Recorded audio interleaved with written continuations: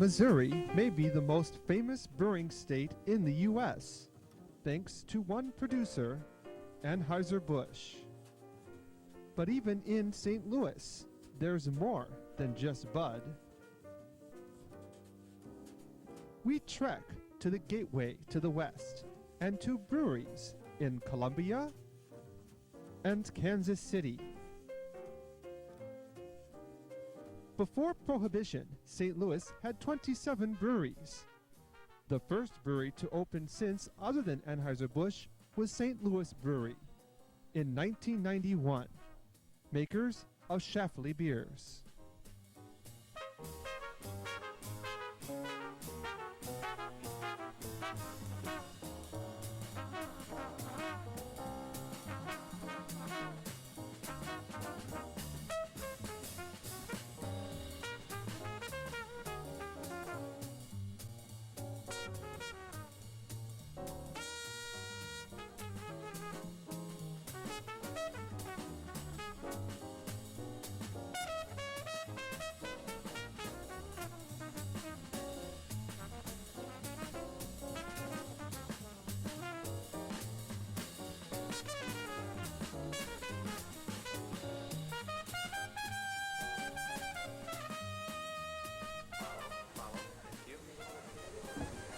That's Mr. Brainerd again.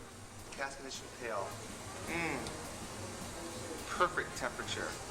As we will confirm when we go to London next month. I thought you were going in July. A little under hopped. Very clean though. Very drinkable. Excellent bitter on the hand pump. Oh, I'm sorry, it's not a bitter, it's a pale. Excellent pale on the hand pump. We're at St. Louis Brewing in not quite so downtown St. Louis. Alan's car was almost stolen, but that's another story. We're having their oatmeal stout. Jeff, quit that. Jeff? Well, Jeff is here, an honorarium, and anyway, I give this oatmeal stout a stein up. Very good job. Smoky, malty. You can taste the oatmeal. Good job. The only brewery that can be called St. Louis is Schlafly's, giving residents a choice from Budweiser since 1991.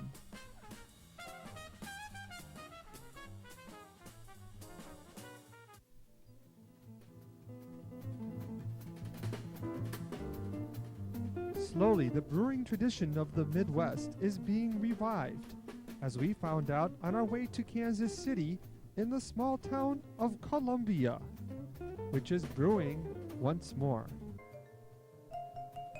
Flat Branch proves you don't have to go to a big city like St. Louis or Kansas City to drink excellent beer.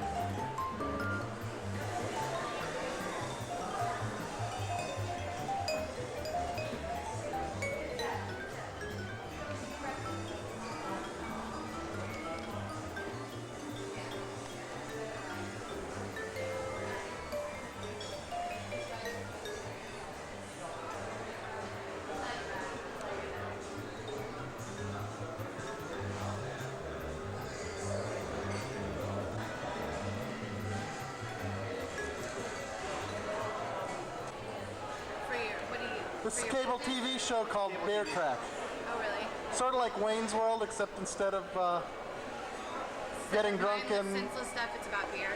instead of getting drunk Which is in the most important his thing in the parents. world. Beer's good for Then you. my next market will be San Francisco.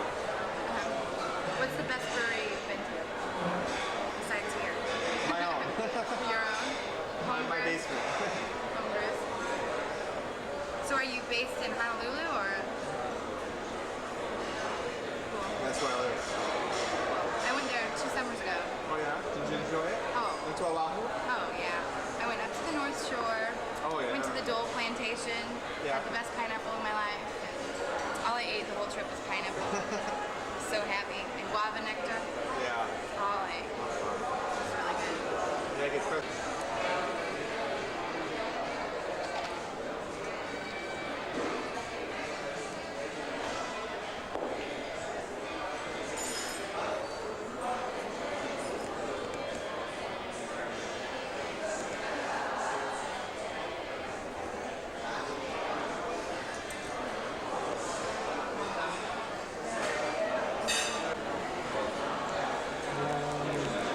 Red Flat Branch Brewing in Columbia, Missouri. And this is their hand-pulled bitter. Wow, hops just hit you right from the top. Nice, undercarbonated, good temperature. Excellent example of the style of great beer. And I understand you've only been open a year. Yeah, we opened April 18th of last year. And how's the reception been? Yeah, it's been a really good reception. We've had we opened up with a bang, and then it kind of slacked off, but we're really getting a lot of clientele in here now, so it's And doing quite well.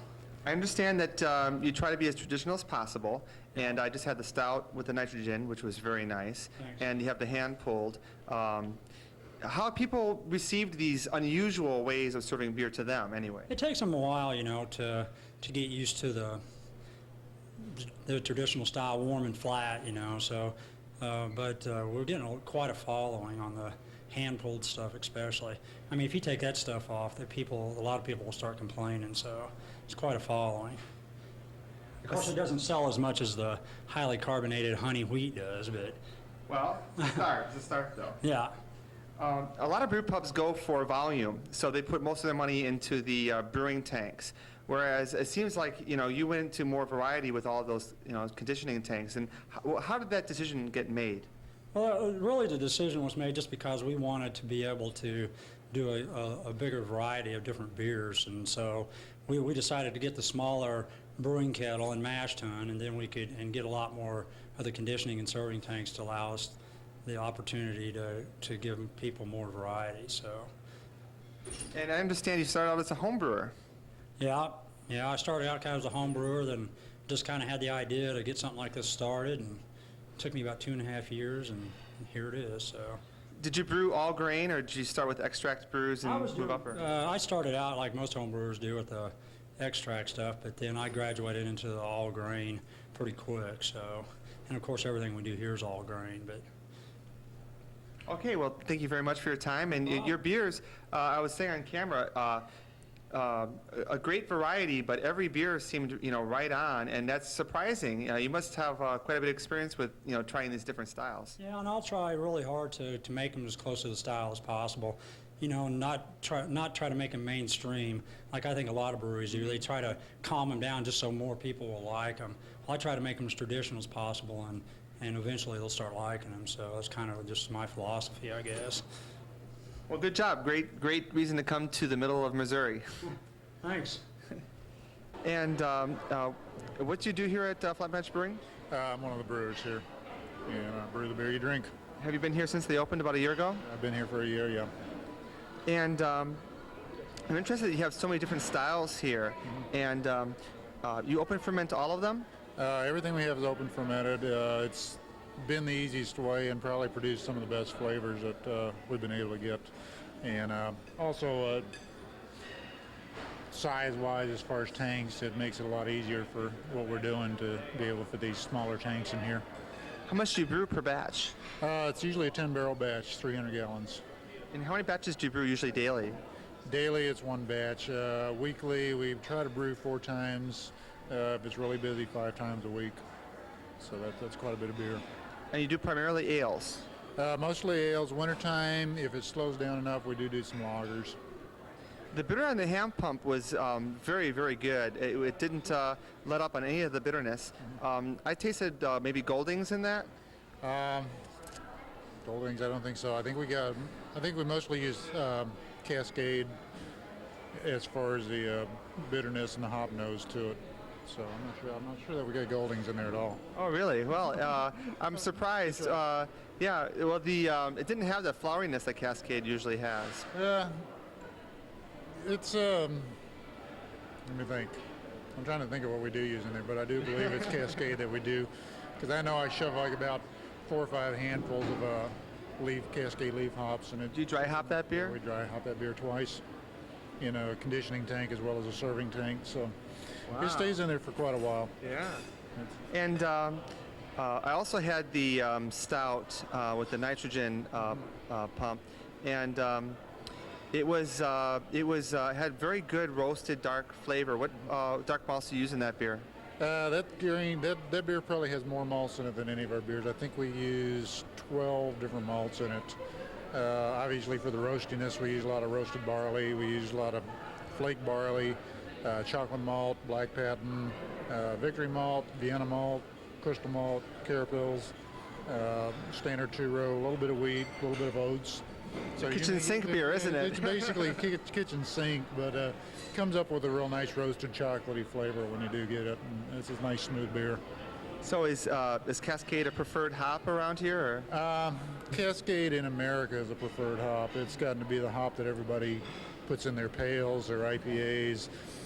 We have made a British style pale where we use the British Fugals and the Goldings, and it's much more of a floral, earthy tasting beer, whereas this has the definite fruity, citrusy nose to it and taste to it. So you can really tell the difference, and I prefer the British variety myself. Yeah. Especially on the hand pump, you expect that British kind of bitter, real bitterness to really hit you. And but anyway. I also had your Scottish ale, and I'm wondering what you added to that beer to put it in the Scottish category there. We just make it kind of I think they're termed wee heavies sometimes, 60, 70, 90 shillings. Yeah. So we add a lot of carapils to it. It also has a little bit of chocolate malt and a little bit of black patent in it to give it color and stuff. But there's also quite a bit of carapils as well as caramel malts to keep that real heavy flavor to it. And then it also starts with a base of 650 pounds of malted barley. So, by gravity wise, it's up there a lot more than just your standard bitters and stuff like that. Has a lot of mouthfeel. Have you worked at another brew pub, or? No, my experience has been home brewing and reading a lot of technical material and brewing here. It must be a lot of fun to have such a variety of beers on tap, to experiment so much. Yeah, it is. We have our standards that we got to keep in the house because everybody likes them. Honey wheat being one of our lightest, but one of the more favorite. But we also have the creativity of with 12 pumps to be able to throw in different stuff. We got downstairs a Flemish brown style with tart cherries. Wow. That is a very, very complex beer when you drink it. But we only make that every now and then. And then we make a lot of the fruit beers because everybody likes fruit beer, but instead of using the fruit essences, we use the natural purees a lot of times, which maintains a better flavor. Is the Flemish beer not ready yet, or are you just waiting? Or it's about 2 weeks from being ready. I need to rack it over into a serving tank and add another 42 pounds of cherry puree, and it'll be ready in about a week and a half. Wow. It's an extremely complex beer. It's nice. And have you been able to sell enough of these different beers to keep making them? I mean, are people receiving them, or? Oh yeah. There's some that people would like for us to have on all the time. We've probably made 35 different styles, including lagers. Some of our favorites have been some that we just did seasonally, like the barley wine, Bock beer, or Doppelbock really, as well as a pumpkin spice beer at Christmas, and people said we can keep that on all the time, but you just can't find 300 pounds of cooking pumpkins to put in your beer all the time. So, you know, it's just one of those seasonal things. Well, that's great. You know, it sounds like a lot of fun, and you're having fun, and you're bringing great beer, and I congratulate you. It's a good job. It's been a lot of fun. It's a lot of hard work. People don't realize how much hard work goes into brewing, but yeah, when you keep it a handcraft, that's all part of it, and it just kind of adds to that nice rounded flavor that you get at the end. All right, thank you very much. Yeah, thanks. Thank you. Is there a chance, can I get a taste of that Flemish or anything? Oh, hi, this is Flat Branch's stout, served with nitrogen on the pump over there. Excellent. Like all of their beers here, I've never had a brew pub with such variety. It ranges from a bitter, Weissen, stout, porter, Belgian, IPA, rye, Scottish, with such variety, and yet each beer is just really right on. Just extreme selection, and every beer is a good beer. So highly recommended. Stein up. Flat Branch Brewing has an incredible 12 different beers on tap, many served in a traditional hand pump or with nitrogen. Hi, I'm Nicole at Flat Branch Pub and Brewing in Columbia, Missouri, and you're watching Beer Trek.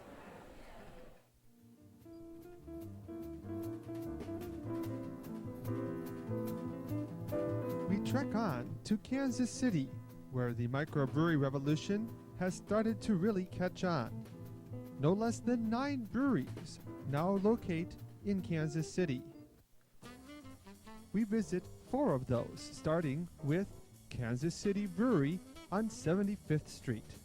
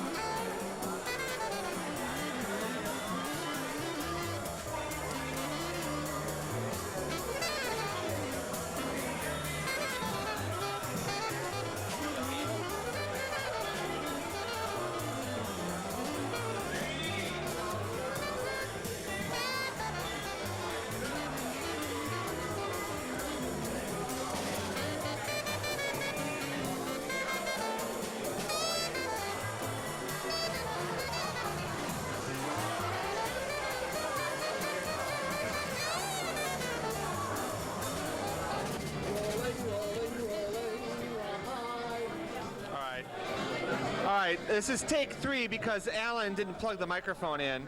So, well, neither did you. Okay, so here in Where's Waldo, section of Kansas City, with Kansas City Brewing. And, all right, enough of the peanut gallery. And I'm first going to try their Maibach. I noticed that it's kind of light in color, and it's really bubbly. It was actually earlier in the first 2 takes, it was much more bubbly. But it was actually really cold. Now it's warmed up, so maybe it's better. Actually, it is kind of better. But still, you should have a little bit more sweet maltiness and more of a high alcohol note, being a Maibach. So I'd say this is a rather average beer. I also tried their stout, and this was served with nitrogen.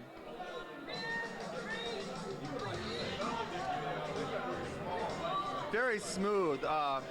Good coffee and burnt toasted flavors, much like an espresso. And this is a beer I would highly recommend here at Kansas City Brewing. 1 Stein up. Kansas City Brewing on 75th Street was the first brewery to open in Kansas City since Prohibition was repealed.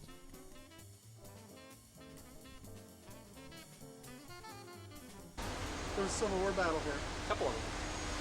Before Paul was born. No, that's on tape, you know, Alan. Yeah, well, Paul turns 50 next month, and if you round a person's age up to the nearest 100 years, Paul will be 100.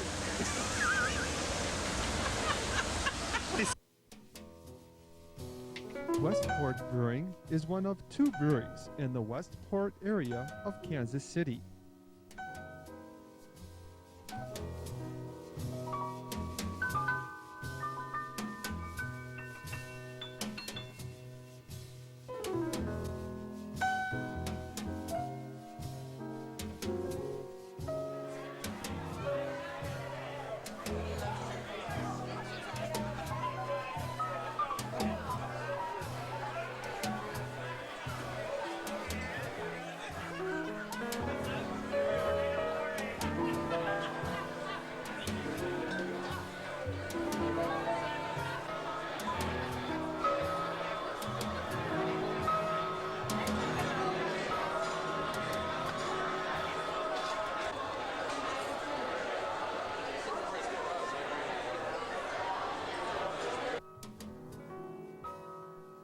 The beers at Westport Brewing were a good argument for bringing back Prohibition, so we didn't spend any more time there.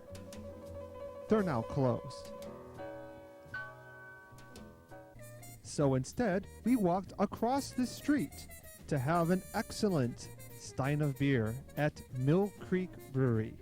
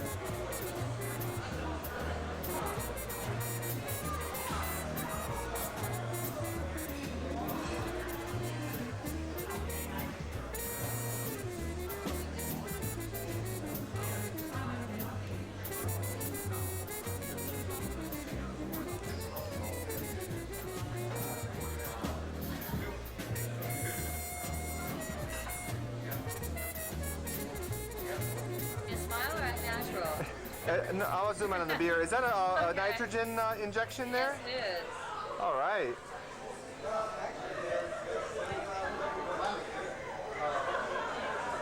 It takes a minute to settle. Let it settle and then you pour out the foam, huh? Yep. Of course, it's so cheap in Ireland, they just let it sit. Yeah. They don't pour out anything. You just have to sit. Americans are impatient. Yeah, that's right. Plus, Well- for the old Irish curse that when you die, you're destined to spend purgatory in every drop of beer you've ever spilled. It's true. Right across the Westport Brewery here at Mill Creek Brewing in Kansas City. And this is their, sorry, what was it? Oh, Tinker's Irish Stout from the nitrogen injected pump.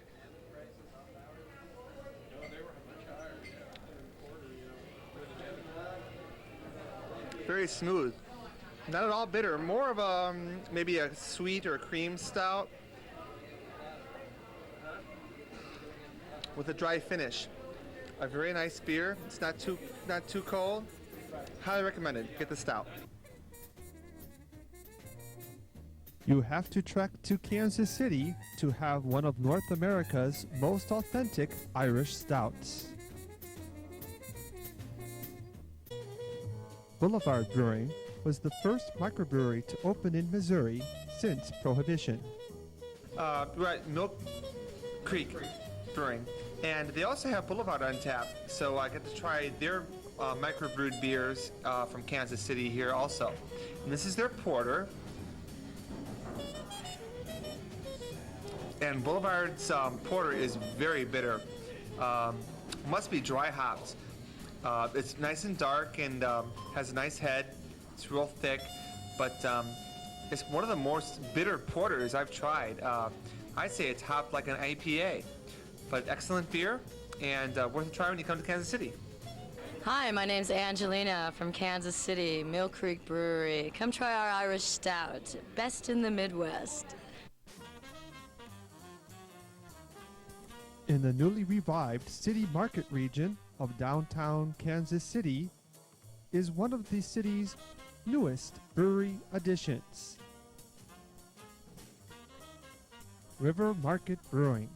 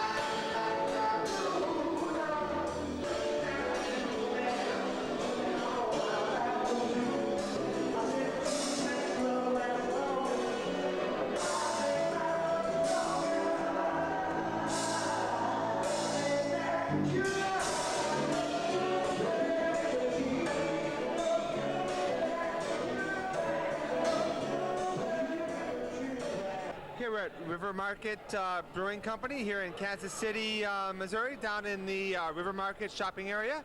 And this is their red ale. I also had their porter, which was very good. But I swear this red ale is the same as Humboldt's Red Nectar Ale. It's got a nice full body and a really, really nice hop bitterness. And I asked the brewmaster about it. He said he never had a Humboldt Red Nectar Ale in his life. So obviously it's just a coincidence that the same beer is brewed 2,200 something miles apart. Is that right, Mark? Yeah, that's close enough. So excellent beer. I highly recommend the red. The porter was good.